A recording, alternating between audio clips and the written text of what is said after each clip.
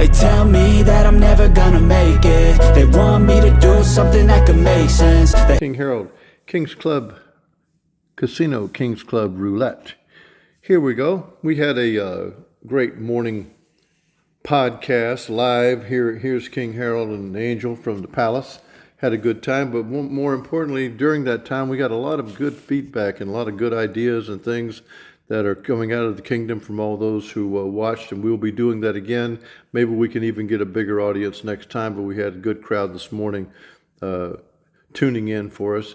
So we're going to put together a roulette sequence today in this session that is the traditional red, black, black, black, red, black. And then the second time through, we're going to reverse the sequence. So kind of like reverse engineering, we're going to reverse engineer our sequence to be completely the opposite, and it will come out black, red, black, red, black, red. So now we have a 16 sequence going. We're going to use D'Alembert, Martingale D'Alembert. We have a $2,000 buy-in. We're going for $300 profit, and we are at zero profits. And we're going to begin with a $75 D'Alembert bet on red.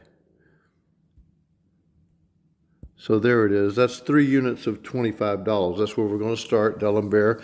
Then when we get kicked off, if we get kicked off into Martingale, there'll be $25 units. We're going for $300. King's Club Roulette. Here we go. $75 bet on red. So then we're going to go to a $150 bet on black.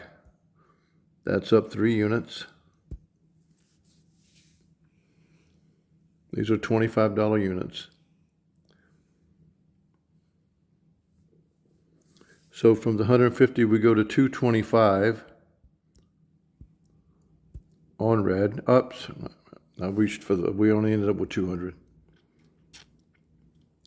So we had 200 on red. So if we had 225, we would be betting 200 this time. So we'll just repeat the 200 on red because that's where the bet would have been anyway.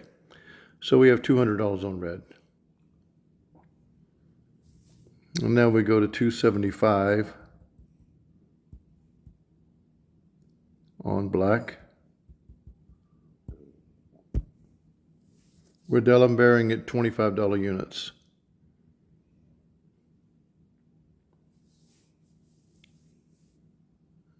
And then we go to 350 on black.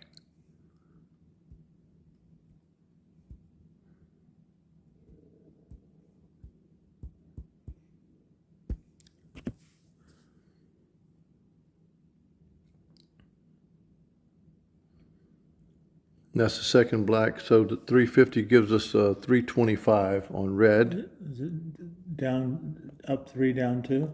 Gives us a $300 bet on red. Down 2. Down 2 units from $350 to $300 on red.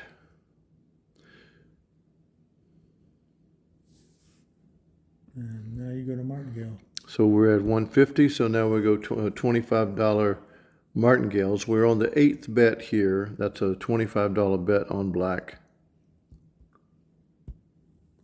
D'Alembert proved its way again. It's the same thing. Don't ever be nervous about it. It'll pull out. That's $25 on black. And so now we're going to go to black, red, red, black, red, as we had talked about from the morning session, the suggestion we got from the kingdom. I wish I could remember the individual's name. But the questions come up, it's difficult to catch the names a lot of times in the bottom left. You know who you are. Identify yourself to me so I can make sure I properly credit you with this modification, because it was really interesting. Angel and I talked about it after the session. So now we're beginning a new sequence of 8, starting with black instead of red. And this is Martingale. So we're going to go to a $50 bet on red here. This is black, red.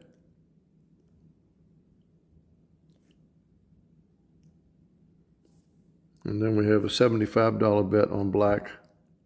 It's a martingale, so 100. What was that loss?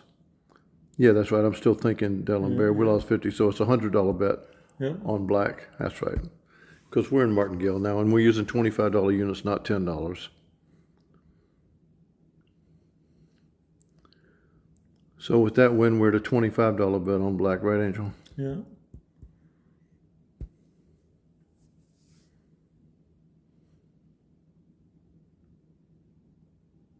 And now we're going to red for 2 bets at 25.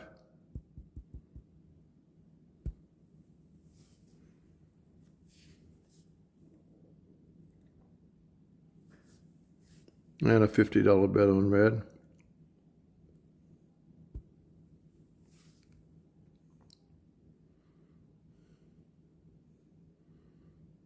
And now a $25 bet on black.